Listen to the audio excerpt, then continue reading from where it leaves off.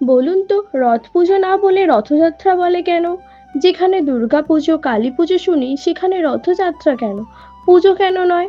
কারণ পরম দয়ার সাগর, করুণাময় জগতের নাথ নারায়ণ এই দিনে ভক্তদের কল্যাণ হেতু সিংহাসন থেকে নেমে এসে ভক্তদের সঙ্গে যাত্রা করেন।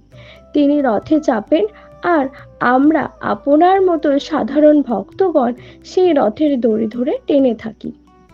কিন্তু কে ব্রাহ্মণ, কে সূচি, কে অসুচি, সমস্ত বিভেদ ভুলে যান। শুধু একটাই শব্দ শুনতে পাওয়া যায়, জয় জয় জগন্নাথ। নারী পুরুষ নির্বিশেষে সকলকে কৃপা বর্ষণ করেন। ভক্ত পরিবৃত্ত হয়ে তিনি এভাবেই যাত্রা করেন। একে রথ পুজো নয়, বলা হয় রথযাত্রা। জয় জয় জগন্নাথ।